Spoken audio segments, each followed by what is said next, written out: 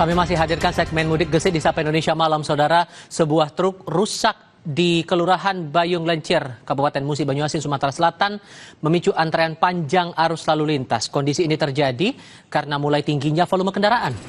Yang Anda lihat ini adalah situasi lalu lintas di jalur lintas Palembang Jambi. Kemacetan mengular karena sebuah truk yang mogok di Kelurahan Bayung Lencir, Musi Banyuasin. Padahal jalur ini sudah mulai lancar usai kemacetan panjang selama 3 hari berturut-turut sejak Sabtu karena jumlah kendaraan yang terus meningkat melewati jalur ini. Polisi langsung menerapkan upaya pemindahan truk tersebut. Ini ada kendaraan pickup sedang patah pelang, jadi kami melakukan pengaturan dari Polsek Bayung Lencir. Karena kalau nggak cepat kita evakuasi, nanti akan terjadi penumpukan kendaraan lintas, jadi akan terjadi kemacetan yang parah. Kita kembali pantau lalu lintas di jalur tol Trans Jawa mengarah keluar Jakarta. Persisnya situasi arus lalu lintas untuk mudik kali ini di Jalan Layang Tol Muhammad bin Zaid atau MBZ, Jawa Barat. Kita terhubung saat ini dengan jurnalis Kompas TV Esra Ambarita bersama juru kamera Septa Yoga Pratama. Biasanya Esra, kalau untuk kemacetan di titik MBZ ini adalah titik temu di jalur jalan layang dan jalur existing sehingga kerap terjadi kemacetan di situ. Apakah pola yang sama Anda lihat juga sepanjang pagi hingga malam hari ini? Ya, Tifal dan juga saudara, kalau berdasarkan pantauan kami sampai pada malam hari ini tidak ada kemacetan dan tidak ada ketersendatan kendaraan yang melintasi tol MBZ ini. Namun dari pihak Jasa Marga menyampaikan kalau volume kendaraan terus mengalami peningkatan sampai di malam hari ini. Kalau data sampai di sore hari ini sudah mencapai 27.000 kendaraan yang melintasi tol MBZ. Dan diprediksi ini akan terus meningkat nanti seiring dengan prediksi pemerintah bahwa puncak arus mudik lebaran akan jatuh pada hari esok 18 Maret hingga nanti 19 Maret 2026. Jadi kemungkinannya akan semakin meningkat dan persentase kenaikannya pun bisa diprediksi sampai di angka 182%. Nah, kalau data hari kemarin saudara ini berada di angka 42.000 full kendaraan yang melintasi tol MBZ. Jika dari normalnya ini berada di angka 22.000.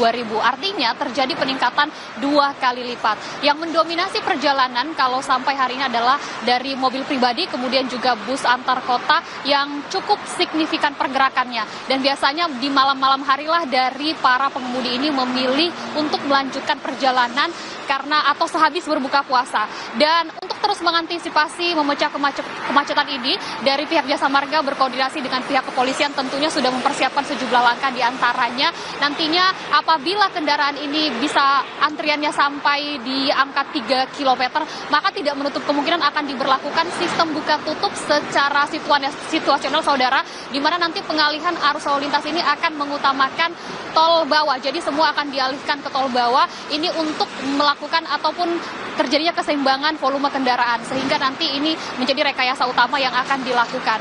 Nah, di titik saya mengabarkan ini juga saudara menjadi titik rawan kemacetan. Jadi agar dihimbau kepada para pemudik utamanya untuk memastikan dari BBM-nya mencukupi, karena kerap kali hal tersebutlah yang menjadi salah satu faktor mengapa di tol MBZ ini kerap ada ketersendatan dan masih ada para pemudik yang kerap berhenti di bahu jalan. Jadi ini agar dihindari, tentunya ini juga untuk keselamatan para pemudik dan utamanya memastikan kendaraan ini dalam keadaan prima, kondisi tubuh juga dalam keadaan fit sehingga bisa melakukan perjalanan mudik dengan lancar. Tifal. Disiplinan para pengguna jalan tol ini betul-betul bisa jadi perhatian, harus jadi perhatian serius biar kelancaran lalu lintas terutama di arus mudik ini benar-benar bisa kita nikmati bersama-sama. Esra dan Septa Yoga, terima kasih sudah melaporkan langsung dari sana.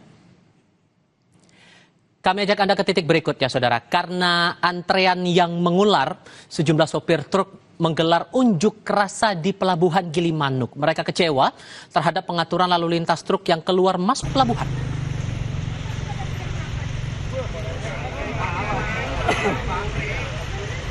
Para sopir truk berunjuk rasa meminta melanjutkan perjalanan karena merasa sudah mengantre lama. Para sopir truk yang kendaraannya diparkir sementara di Terminal Kargo Gilimanuk mengira petugas mendahulukan truk yang berada di jalur utama menuju Pelabuhan Gilimanuk. Polisi memperbolehkan sopir truk untuk melanjutkan perjalanan ke Banyuwangi saat situasi lalu lintas sudah tidak macet.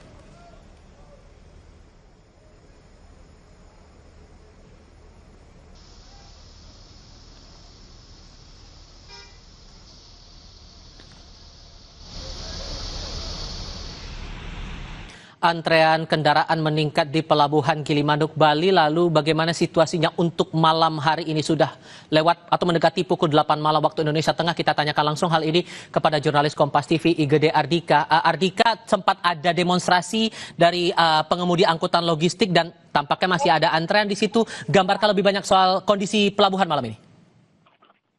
Ya, baik, terima kasih juga saudara. Antrian kendaraan pemudik hingga malam hari ini masih memadati seperti itu di areal dalam Pelabuhan Gilimanuk. Di dalam Pelabuhan Gilimanuk, tempat saya melaporkan ini, saudara, didominasi oleh mobil pribadi dan juga sepeda motor.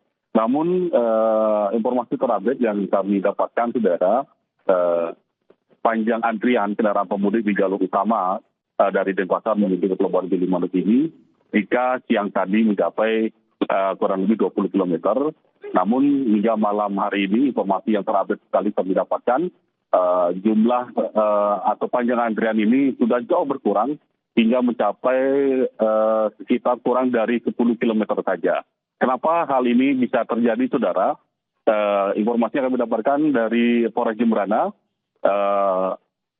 Kapolres Jemberana ternyata memberlakukan sistem penggandaan bagi kendaraan truk yang ukurannya cukup besar ke beberapa kantong-kantong parkir yang ada di sepanjang jalur dari Melayu sampai di Pelabuhan Gilimanuk ini.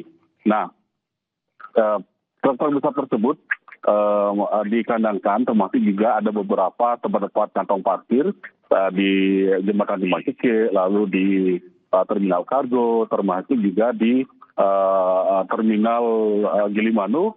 Itu kendaraan besar truk dialihkan ke sana. Hingga kenapa demikian, saudara? Hal itu dilakukan agar kendaraan-kendaraan mobil pribadi para pemudik yang masih terjebak di antrian di jalur utama dan Pasar Gilimanuk ini, termasuk juga sepeda motor, agar bisa segera ditarik menuju Pelabuhan Gilimanuk.